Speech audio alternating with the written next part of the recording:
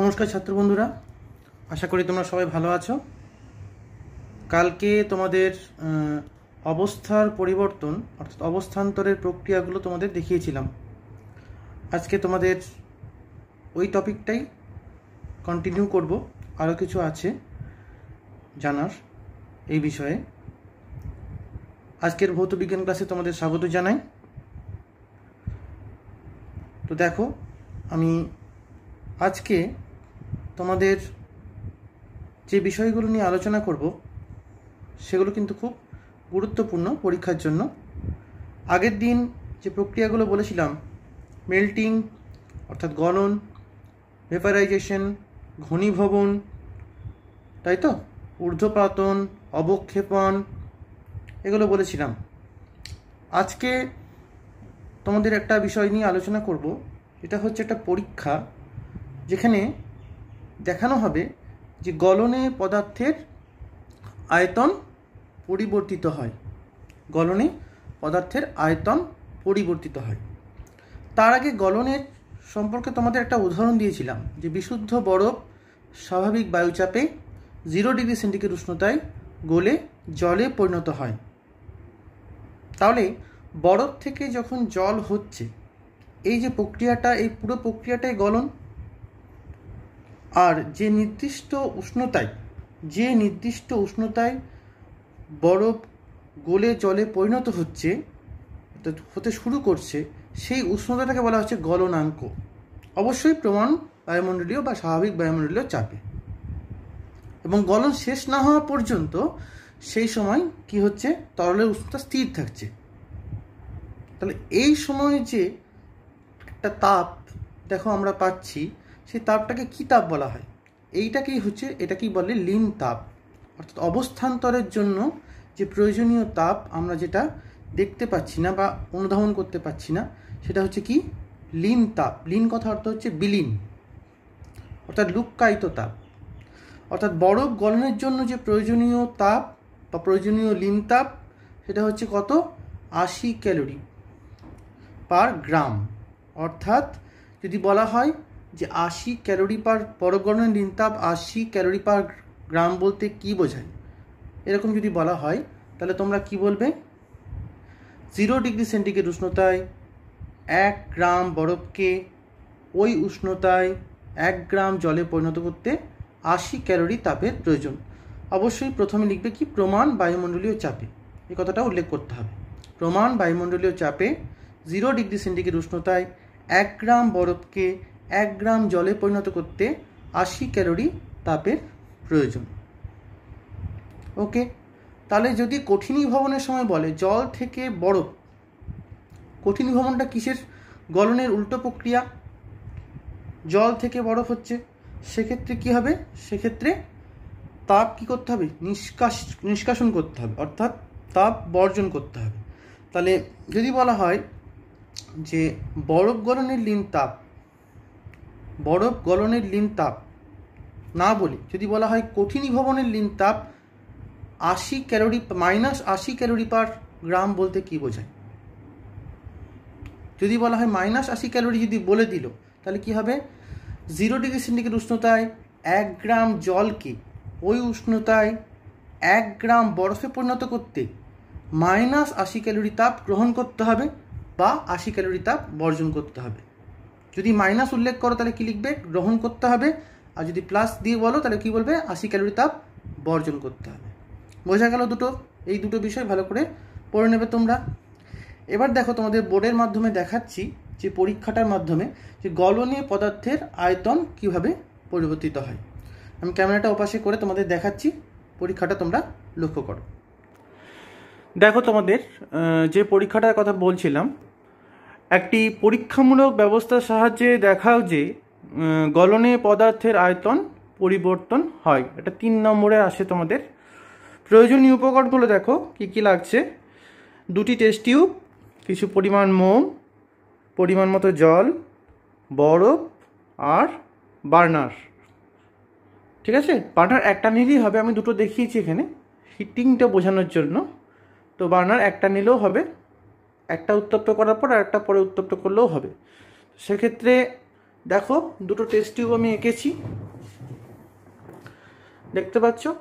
একটা টেস্ট টিউবে লেখা আছে কঠিন মোম, ঠিক আছে, আর একটাতে বরফখণ্ডটা।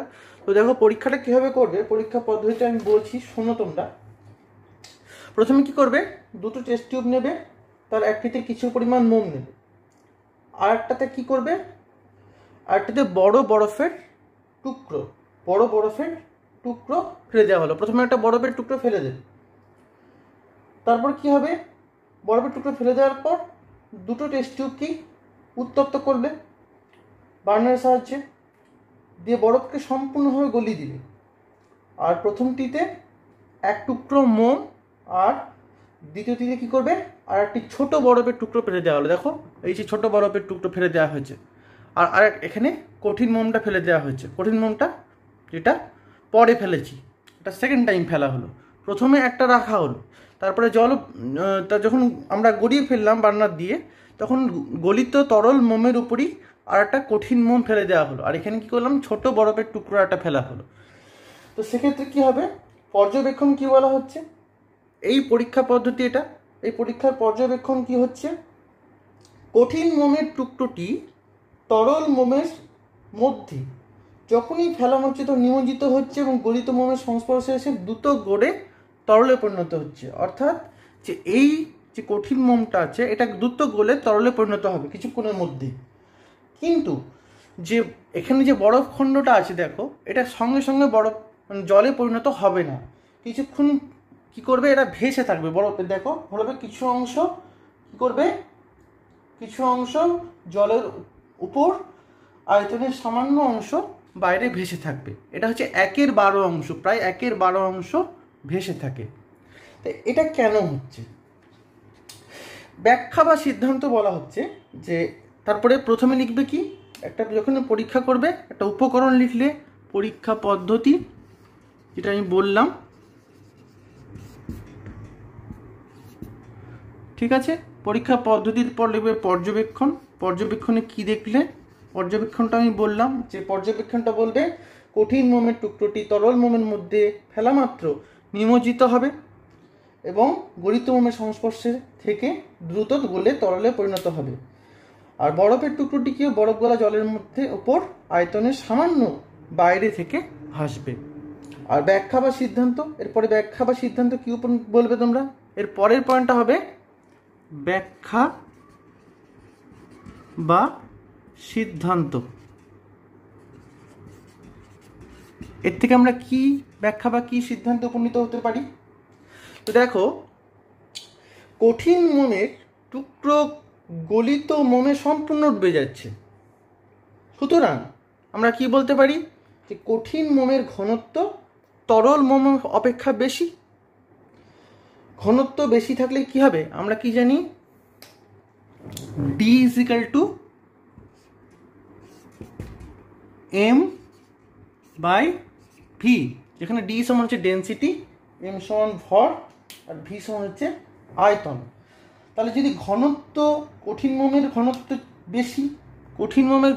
বেশি, কারণ কঠিন পদার্থের মধ্যে অণুগুলি কি হয়, ঘন সন্নিবিষ্ট অবস্থায় থাকে, ঘন অবস্থায় থাকে। কঠিন মোমের ঘনত্ব তরল মোম অপেক্ষা বেশি। তরল মোম অপেক্ষা বেশি হলে যদি ঘনত্ব বেশি হয়, তাহলে v = কি হবে, m/d। ঘনত্ব যত বেশি হবে আয়তন তত কি হবে, কমবে। তাহলে ওই জন্যই ডুবে যাচ্ছে, ওই জন্যই সম্পূর্ণ ডুবে যাচ্ছে। অপরদিকে কি হচ্ছে দেখো, বরফের ক্ষেত্রে তাহলে কি হবে, এখান থেকে কি সিদ্ধান্তে আসা যাচ্ছে, আমরা প্রথম সিদ্ধান্ত, সুতরাং সিদ্ধান্তে আসা যায় যে গলনের ফলে মোমের আয়তন বৃদ্ধি পেয়েছে। প্রথম সিদ্ধান্ত কি পেলাম, গলনের ফলে মোমের আয়তন বৃদ্ধি পেয়েছে। আর পরবর্তীকালে দেখো বরফের টুকরোটা কিছুটা অংশ বাইরে থেকে ভাসছে, প্রায় 1/12 অংশ ভেসে আছে এবং কিছুক্ষণ সময় লাগবে, এটা গলতে কিছুক্ষণ সময় লাগবে। তাহলে দেখো প্রথমে ভাসছে কেন, এইভাবে বরফের টুকরো জলে ফেললে আংশিক নিমজ্জিত অবস্থায় ভাসতে থাকে, যা প্রমাণ করে বরফের ঘনত্ব কি হচ্ছে, বরফের ঘনত্ব জল অপেক্ষা কম। বরফের ঘনত্ব জল অপেক্ষা কম। তার জন্য কি হয়, জল জমে যদি বরফ হয় তাহলে কি হয়, আয়তনে বেড়ে যায়। ঘনত্ব যদি কমে যায়, এইটা যদি কমে যায় তাহলে কি হবে, আয়তন বাড়বে।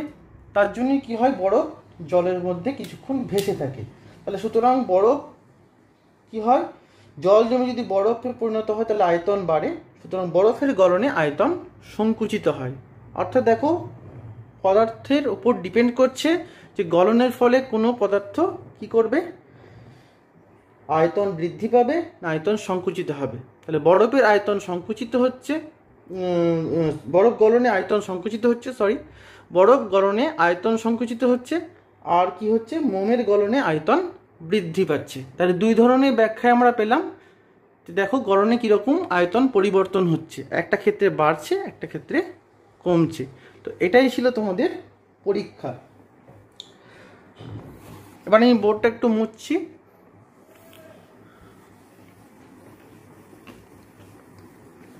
পরবর্তী টপিকে যাওয়ার আগে দেখো তোমাদের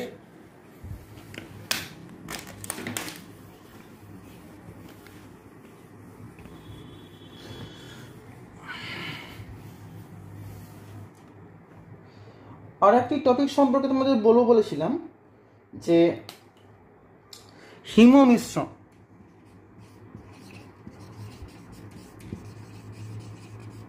হিমমিশ্র বা হিমমিশ্রণ কি, আগের দিন বলেছিলাম। ফ্রিজিং মিক্সচার, ইংলিশ টার্মটা কি, ফ্রিজিং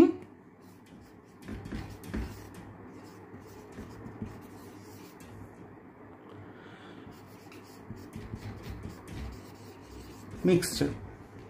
আমরা হিমাঙ্ক পড়েছিলাম, হিমাঙ্কের সংজ্ঞা হিসেবে কি পড়েছিলাম, কি জেনেছিলাম হিমাঙ্কের সংজ্ঞা,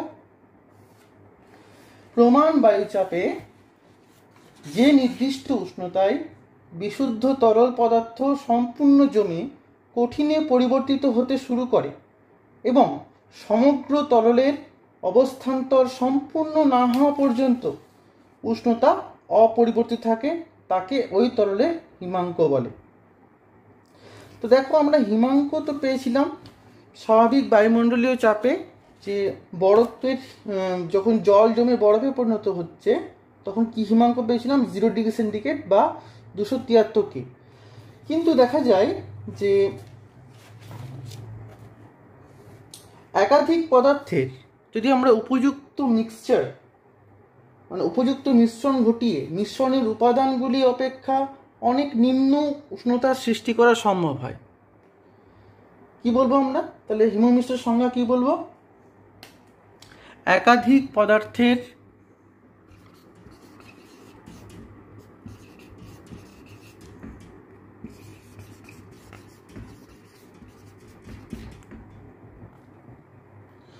উপযুক্ত মিশ্রণ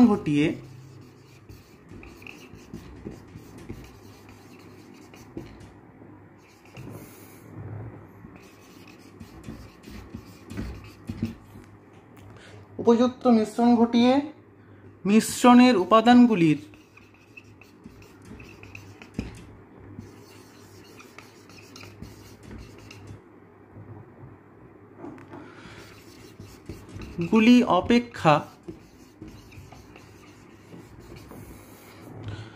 অপেক্ষাকৃত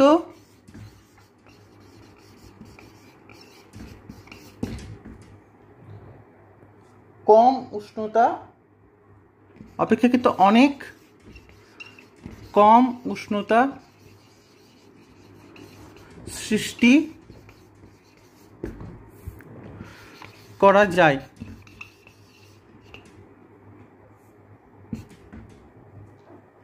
অপেক্ষাকৃত অনেক কম উষ্ণতা সৃষ্টি করা যায়।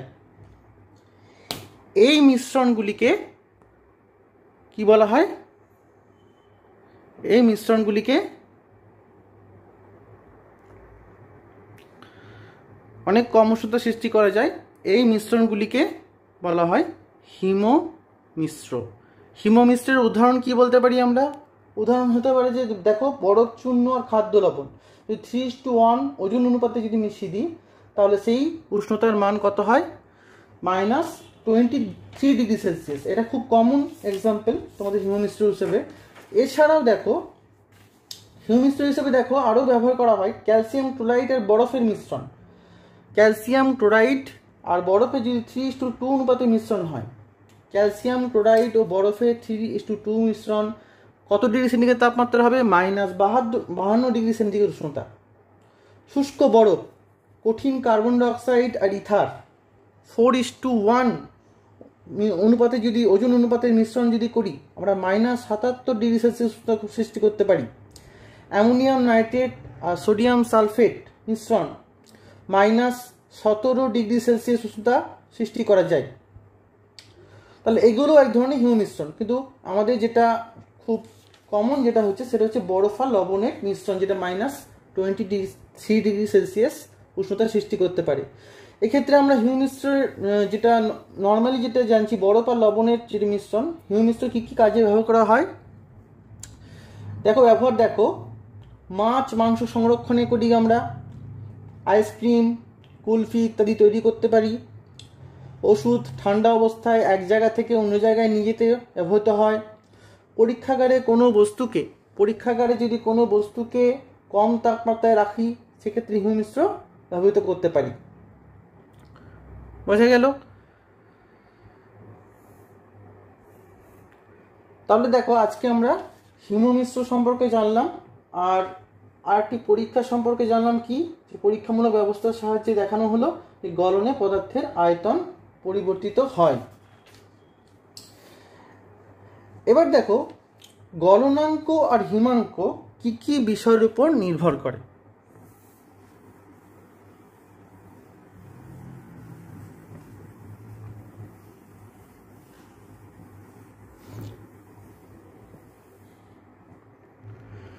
দেখো পদার্থের গলনাঙ্ক বা হিমাঙ্ক কি কি বিষয়ের উপর বা কি কি বিষয় দ্বারা প্রভাবিত হয়। মূলত পদার্থের গলনাঙ্ক বা হিমাঙ্ক প্রত্যক্ষভাবে দুটি বিষয়ের উপর নির্ভর করে। ভালো করে মনে রাখবে, দুটি বিষয়ের উপর নির্ভর করে। এই প্রশ্নটা কিন্তু আসে তোমাদের 3 নম্বরের প্রশ্ন, বড় প্রশ্ন। দুটি বিষয়ের উপর নির্ভর করে, একটা হচ্ছে অপদ্রব্যের উপস্থিতি, অপদ্রব্য মানে হচ্ছে ইম্পিউরিটিস, আর 2 নম্বর হচ্ছে বায়ুমণ্ডলীয় চাপ। দুটোকে কিভাবে আমরা ডিসকাস করব দেখো অপদ্রব্যের উপস্থিতি বলছে কি, বিশুদ্ধ কঠিন পদার্থের মধ্যে যদি অন্য কোনো পদার্থ অপদ্রব্য হিসেবে মেশানো হয়, তাহলে কি হবে? অপদ্রব্যের উপস্থিতিতে সংশ্লিষ্ট কঠিন পদার্থের গলনাঙ্ক স্বাভাবিক গলনাঙ্কের তুলনায় কমে যায়। কথাটা বললাম, তা উদাহরণ হিসেবে একটা দেখি। যেমন দেখো সোনার সঙ্গে যদি আমরা খাদ মিশিয়ে দিই, তাহলে কী হবে? সোনার গলনাঙ্ক কমে যাবে। আবার যদি বরফ আর লবণ, একটু আগেই বললাম হিম মিশ্র, বরফ আর লবণ যদি 3:1 ওজন অনুপাতে মিশিয়ে দিই, তাহলে মিশ্রণের উষ্ণতা কী হয়ে যায়? সেক্ষেত্রে অনেক কমে যায় এবং -23°C হয়ে যায়। আবার দেখো ফিউজ তারে যদি আমরা এক ধরনের মেটাল ব্যবহার করি, রোজ মেটাল বলি সেটা কি বলি? সেটা কার মিশ্রণ পরবর্তীকালে তোমরা পড়বে, এগুলো ক্লাস 10-এ ওঠে। মূলত রোজ মেটাল হচ্ছে লেড, টিন আর বিসমাথ, এই 3টি সংকর ধাতু কি তোমরা পড়বে ক্লাস 10-এ ওঠে, যার গলনাঙ্ক প্রায় 95°C। কিন্তু এর উপাদান ধাতুগুলির গলনাঙ্ক সবগুলিরই হচ্ছে, যেমন লেড, টিন, বিসমাথ, প্রত্যেকটা আলাদা আলাদা প্রায় 200 ডিগ্রির উপরে। কিন্তু দেখো মিশ্রণটা মেশানো 210 ডিগ্রির বেশি, সব কিছুই প্রায় 200 ডিগ্রির উপরে। কিন্তু যখন মিশ্রণটা মিশিয়ে আমরা সংকর ধাতু তৈরি করছি, তার গলনাঙ্ক কত হচ্ছে? কমে 95°C হয়ে যাচ্ছে। তাহলে অপদ্রব্যের উপস্থিতিতে কি হয়? গলনাঙ্ক হিমাঙ্ক দুটোই প্রভাবিত হচ্ছে। 2 নম্বর পয়েন্ট হচ্ছে কি, বায়ুমণ্ডলীয় চাপ। দেখো গলনাঙ্কের মান বায়ুমণ্ডলীয় চাপের দ্বারা দুভাবে প্রভাবিত হয়। গলনের ফলে যেসব পদার্থের আয়তন বৃদ্ধি পায়, একটু আগে আমি উদাহরণ দিলাম একটা পরীক্ষার মাধ্যমে, যে গলনের ফলে আয়তন বৃদ্ধি পাচ্ছে কার? মোমের, তাই তো? মোমের আয়তন বৃদ্ধি পায়, চাপ বৃদ্ধিতে তাদের গলনাঙ্ক কিন্তু কি হবে? বৃদ্ধি পাচ্ছে।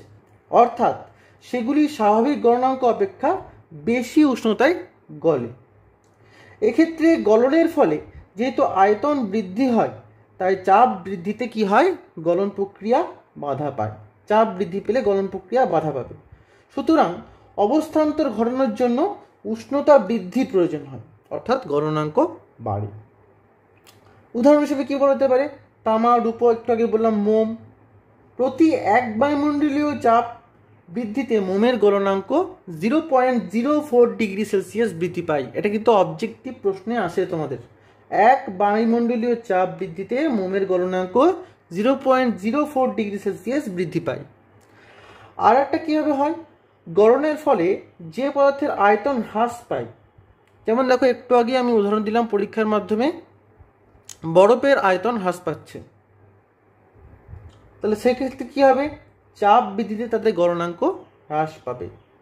এই জাতীয় পদার্থগুলির ক্ষেত্রে কী হবে, গলনের ফলে আয়তন যেহেতু হ্রাস পায়, তাই চাপ বৃদ্ধিতে তাদের আয়তন সংকোচন সহজে হয়, অর্থাৎ গলনাঙ্ক কমে যায়। উদাহরণ হিসেবে কী হতে পারে, বরফ ছাড়াও হবে ঢালাই লোহা, পিতল ইত্যাদি। তো আজকে তোমাদের দেখো এইটুকু তোমাদের আলোচনা করলাম, গলনাঙ্ক হিমাঙ্ক কোন কোন বিষয় দ্বারা প্রভাবিত হয়, তারপরে হিমমিশ্র সম্পর্কে আলোচনা করলাম, আর গলনে পদার্থের আয়তন কীভাবে পরিবর্তিত হচ্ছে, অর্থাৎ গলনটা তোমাদের আজকে শেষ হলো। গলন আর হিমায়ন বা হিমাঙ্ক, গলনাঙ্ক হিমাঙ্ক সম্পর্কে যা যা তথ্য পাওয়া দরকার সেগুলো আমি তোমাদের আজকে দিলাম। এখান থেকে একটা প্রশ্ন আসে তোমাদের, যে জল বরফে পরিণত হলে আয়তনে বাড়ে, এই ঘটনার সুবিধা আর অসুবিধা কি হতে পারে, এটা সম্পর্কে তোমাদের আমি পরের দিন আলোচনা করব। এটা হচ্ছে একটা প্র্যাকটিক্যাল বা প্রয়োগমূলক প্রশ্ন, তোমাদের এই তথ্য থেকেই তোমাদের অ্যান্সারটা দিতে হবে। আর লিনতাপ সম্পর্কে আরও ডিটেলসে তোমাদেরকে আলোচনা করব। আর স্ফুটনাঙ্ক অর্থাৎ বাষ্পায়ন জিনিসটা কি এবং স্ফুটনাঙ্ক কি, এই বিষয়ে পরের দিন আলোচনা করা হবে। থ্যাংক ইউ ক্লাস, সবাই ভালো থেকো, গুড বাই।